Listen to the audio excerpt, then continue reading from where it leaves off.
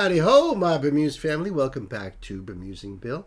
This episode is another Tesseract, but in this case, this is going to be the singer from Tesseract, Daniel Tompkins.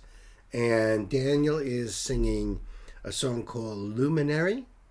I believe that is a Tesseract song. This is a donation request from our supporter and dear friend, Michaela. Michaela, thank you so much for supporting the channel. We love you. We appreciate you turning us on to Tesseract. And what an amazing band this band is. I mean, seriously amazing. The last two videos, honestly, I couldn't get enough of what these guys were doing. So it's so cool to be right back to another Tesseract song. Now, there's going to be an added bonus to this because Michaela has also requested the bass playthrough for this song. And the bass player's name is Amos Williams. So I'm dying to check that out. From what I've seen in the other two videos, hearing in the other two songs, the dude is a phenomenal bass player. So I'm really looking forward to checking that out as well.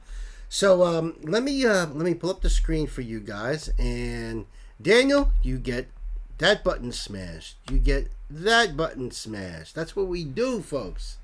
That's how we show our support for these artists. As well as reaction channels, y'all. You know what I'm saying? You know what I'm saying? Smash those buttons if you haven't already. It's so easy and cheap and quick to do. It's nothing, but it really does help the channel out a lot. And it helps these guys out a lot. So let me see if there's any good stuff here in the box. Now, of course, all right, so I'll read you what it says here. This is a vocal up, single track, single take version of Luminary taken from our new album, Sonder. Recorded in my home studio, Celestial Sound. The instrumental mix is not the same as the album and reflects my live-in ear monitor mix. Kick, snare, and vocal strong. I get it. For vocal coaching, please visit the website at the top of the description. That's cool too. I see you're learning things all the time. Filmed and edited as always by my good friend Stuart King of SK Media, based in Notts, United Kingdom. All right, so I will have to look up lyrics for this. Let me see. Because you know me, I like to do the music and then dive into the lyrics. So that way we encompass the whole song, baby, the whole song. Words and music. And obviously, the closed captioning isn't available, which is all right, because sometimes that screws everything up anyway. So I'll do my best. So we're going to check out the video first, then I'm going to hit up the lyrics, and then we're going to check out Amos doing the bass run on the same song. So buckle up, kids. I'm going to go full screen here. Let's do this.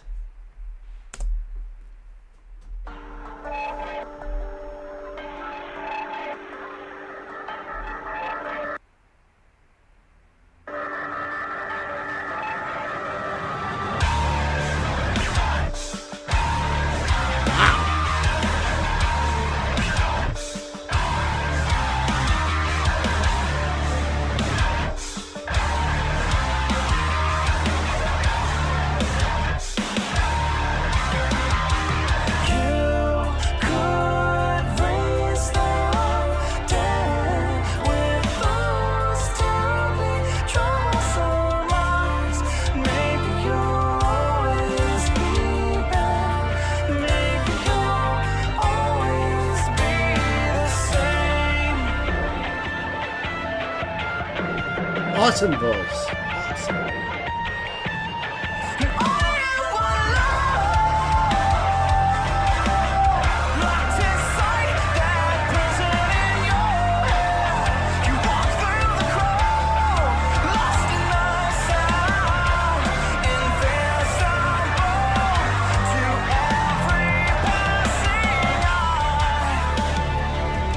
Wow. And you can tell he's a real pro because the way he's controlling the microphone, a lot of singers, when they're in a studio situation, they want to have their microphone, mounted and a windscreen in front of it, and they're going to be standing, you know, pretty close, probably very close to the windscreen, and there's going to be a gap between the windscreen and the microphone. But apparently Daniel likes to hold it. Now, if you notice too, he pulls it away on certain times because he doesn't want that mic pop from when the volume goes up. So he's bringing the microphone just a little bit away and really letting his voice shine through. You'll see that a lot of times with vocalists where they really pull away. They'll even like move their head away from the mic a little bit to control the volume. So those are all things that are running through a singer's mind as they're using their voice. And my God, he's got such a great voice. The power behind it, that little bit of harshness that he puts in there, gives it that little punch. Really cool. Let's check it out a little bit, and then we'll keep going forward.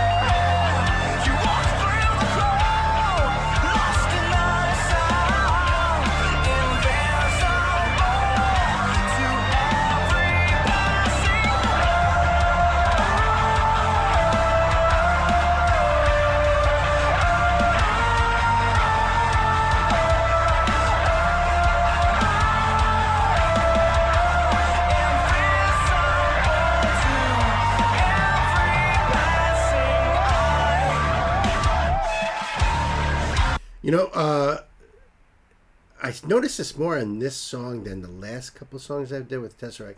Yeah, he vocally, he reminds me a lot of Maynard James Keenan from Tool, A Perfect Circle.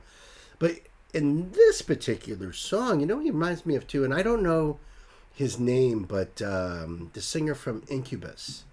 He has that sort of sound to him too. It's really clean, but it can get really, really hard and intense. And he's got a great range too. I really like the way he controls his voice and how he emphasizes certain aspects of the song. Really, really cool. And I know we're almost done here. Just go back a little bit on this because it's really intense.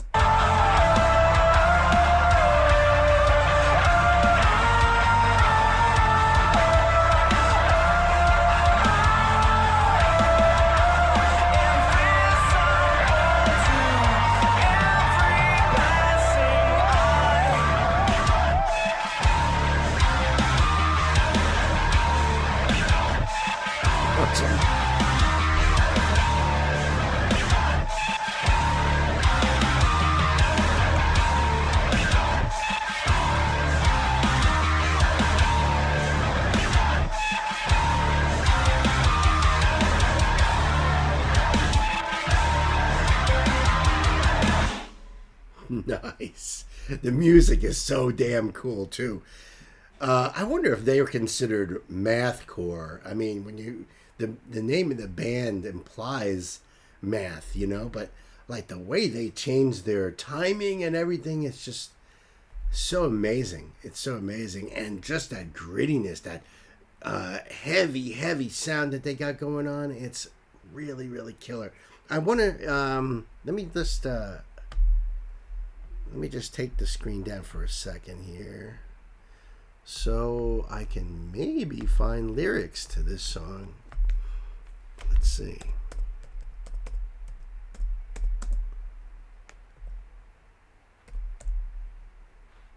There we go.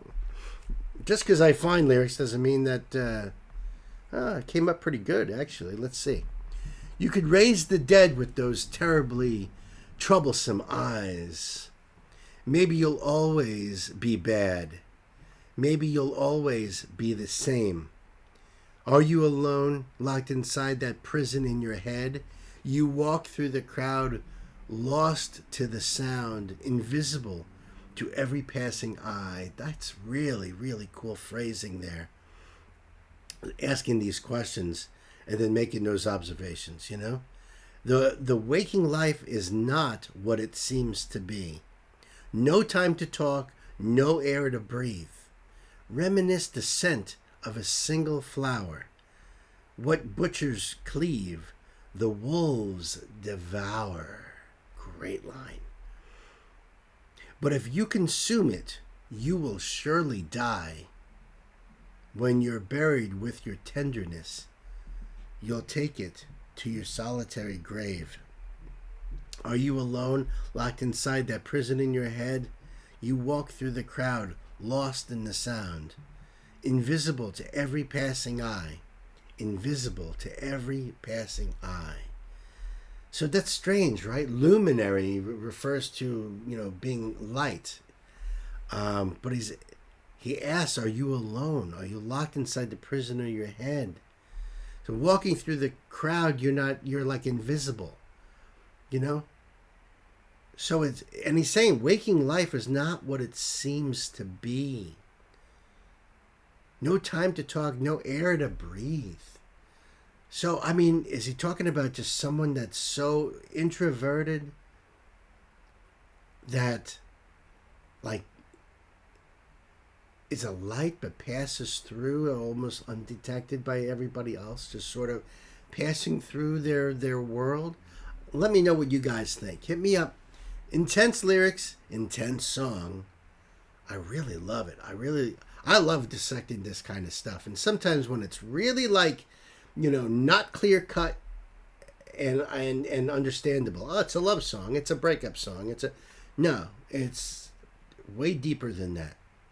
I would love to know if the band has let the cat out of the bag and explained what this was. And maybe if you guys know, you can hit me up, let me know.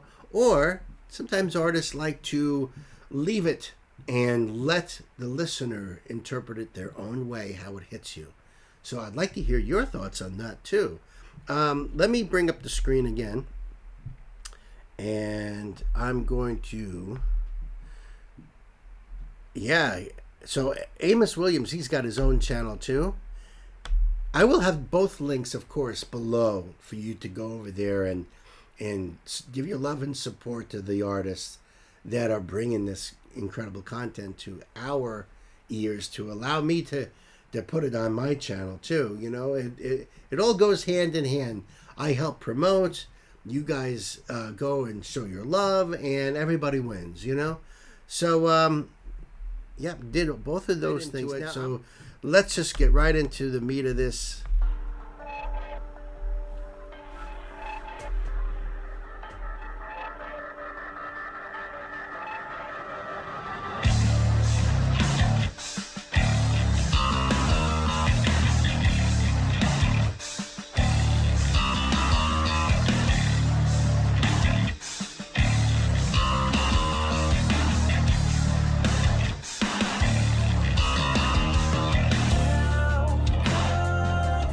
Definitely drop tune. I'm not sure if he's down to D or even lower, but his bass sounds incredible. I don't know what kind of bass that is. I've never seen one before. And, when it comes to bass players in metal bands these days, 5 strings are all the rage. So everybody's playing them, and which is great. It opens up so many doors, and so many of these bass players are so incredible that they're doing phenomenal things on 5, 6, even 8-string basses. It's just crazy, and wonderful for the music because it just brings so much to the music.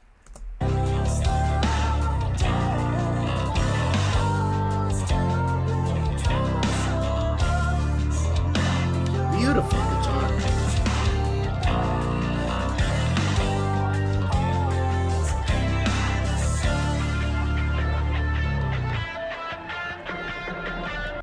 such a beautiful instrument. I love the grain on the fretboard. I've never. It almost looks like tiger stripe maple, but what it is, I'm not sure of. Also, the way the bass is contoured, and just the coloring of it, it's almost got like a patina to it. Probably made that way. It's probably like brand new, so the slight distress you're seeing is right out of the factory, or it likely with him custom shop. Just gorgeous bass.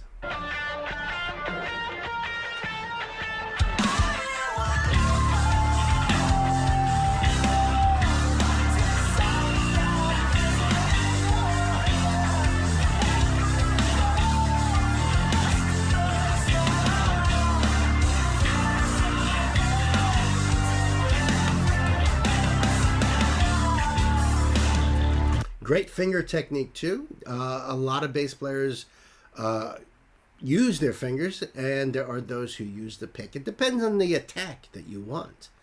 You know, if you're doing a lot of intricate things, you may want, it's like having 4 different picks, you know. You could even utilize the thumb if you wanted that little snap and pop.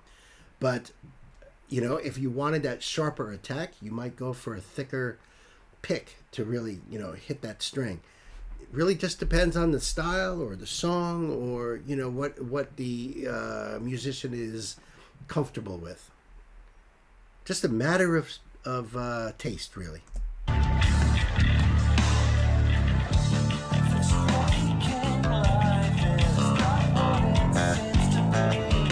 Nice.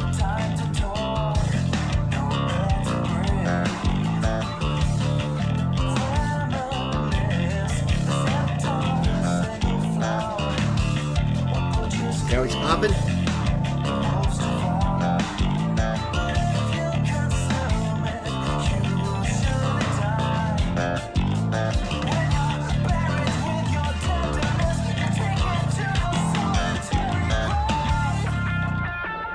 Wow. Ah, Keisler.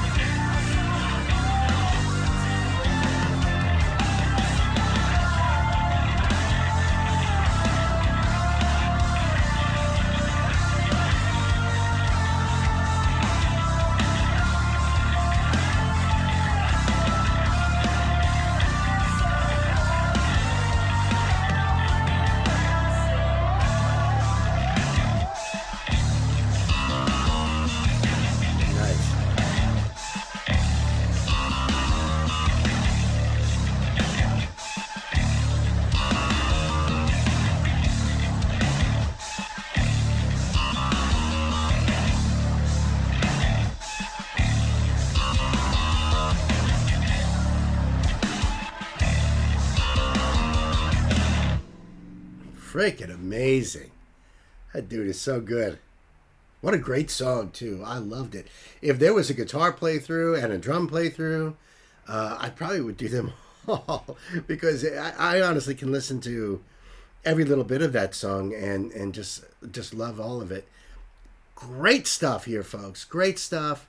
Let me know about more Tesseract stuff. And listen, just going forward, if you recommend a song from a band, or perhaps even a band, and you know that there's like these, you know, little bonus things, whether it's a playthrough or a gear dive, you know, let me know. I don't mind putting those things in, because I'm learning from that too. So are you.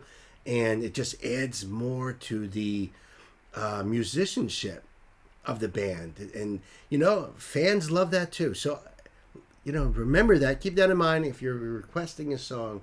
Kind of throw them in too. Michaela, thank you so much. Love you so much. Thank you very much for all that you do. I hope you enjoyed this. I really did. More Tesseract. Till the next time, my friends, be good to yourselves. Be good to each other. Uncle Bill here loves ya.